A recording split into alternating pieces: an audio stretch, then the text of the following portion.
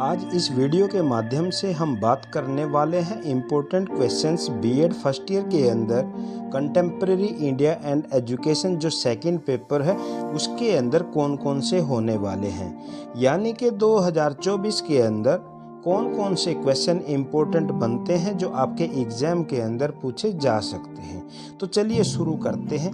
सबसे पहले unit first में संविधान सभा की उत्पत्ति, स्वरूप अथवा विशेषताओं की आलोचनात्मक व्याख्या कीजिए। ये एक बहुत ही इम्पोर्टेंट क्वेश्चन होने वाला है। शिक्षा में असमानता के क्या कारण हैं? आप शिक्षा में असमानता को दूर करने के लिए क्या सुझाव देंगे? ये भी एक इम्पोर्टेंट क्वेश्चन है और बहुत बार एग्जाम के अंदर पूछा जा चुका है। भारतीय संविधान में दिए गए मौलिक अधिकारों की विशेषताओं तथा महत्व की आलोचनात्मक व्याख्या कीजिए। राज्य के नीति निर्देशक सिद्धांतों के महत्व व उपयोगिता का उल्लेख कीजिए। उन्हें सरकार द्वारा कहां तक लागू किया गया है? भारतीय सामाजिक विविधताओं के कौन कौन से दुष्प्रभाव हैं? शिक्षा के द्वारा बच्चों में राष्ट्रीयता की भावना का विकास कैसे किया जा सकता है? स्त्री शिक्षा से आप क्या समझते हैं? स्त्री शिक्षा को बढ़ावा देने के लिए दिए गए सुझावों का वर्णन कीजिए। ये सभी क्वेश्चन प्लेलिस्ट में भी हैं, तो वहाँ पर आप देख सकते हैं। डिस्क्रिप्शन के अंदर मैं लिंक डाल दूंगा। नेक्स्ट क्वेश्चन आ जाता है, अल्पसंख्यकों की शिक्षा का क्या अर्थ है? अल्पसंख्यकों की शिक्षा की आवश्यकता एवं महत्व तथा वर्तमान स्थिति और भारत सरकार द्वारा अल्पसंख्यकों हेतु प्रदान की जाने वाली सुविधाओं और प्रयासों का उल्लेख कीजिए।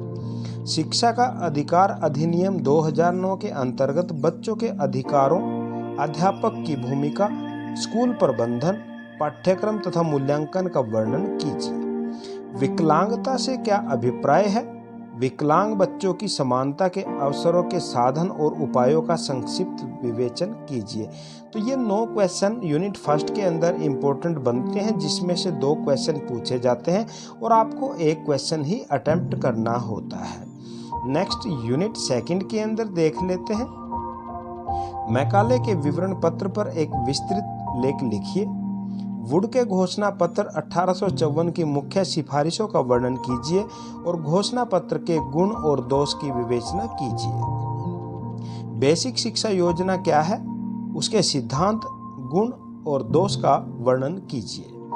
नई तालीम से आप क्या अभिप्राय है आपका, यानी क्या अभिप्राय है? और नई तालीम की आवश्यकता तथा ग्रामीण पुनर्निर्माण के लिए कार्य शिक्षा का वर्णन कीजिए। तो यूनिट सेकंड के अंदर ये 4 क्वेश्चन इंपॉर्टेंट बनते हैं और 4 में से 2 क्वेश्चन पूछे जाएंगे, तो आप एक को अटेम्प्ट करके अपना 16 मार्क्स का क्वेश्चन कंप्लीट कर सकते हैं। यूनिट थर्ड के अंदर देख लेते हैं कौन कौन से इंपॉर्टेंट क्वेश्चन बनते हैं। फर्स्ट आ जाता है, माध्यमिक शिक्षा आयोग की विशेषताओं तथा गुण और दोष का वर्णन कीजिए। भारतीय शिक्षा आयोग 1964-66 के प्रमुख कार्य पर विस्तृत टिप्पणी लिखिए।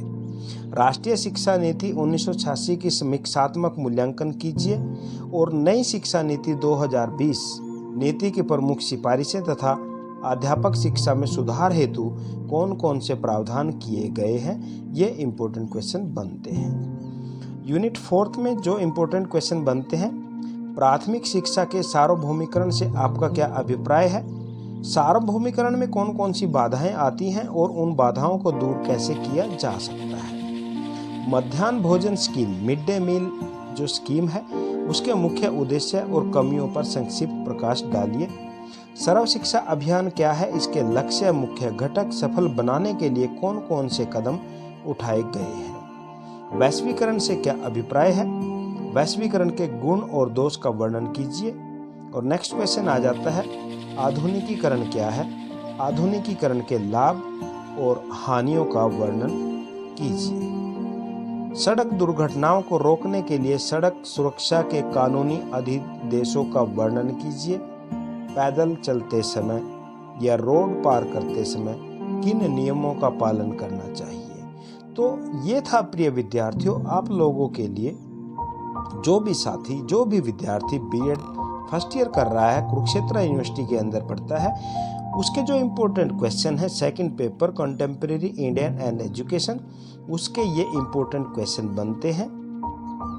और भी जो आपके पेपर बचते हैं और उनके इम्पोर्टेंट क्वेश्चन अगर आपने देखने हैं तो आप डिफरेंट सब्जेक्ट की प्लेलिस्ट बना रखी है, वहाँ पर जाकर आप देख सकते हैं। या फिर अगर आपको YouTube पर सर्च करना है तो सबसे पहले आप पेपर का नाम लिख दीजिए और उसके बाद डिजिटल KNL कोचिंग लिखकर सर्च कर दीजिए।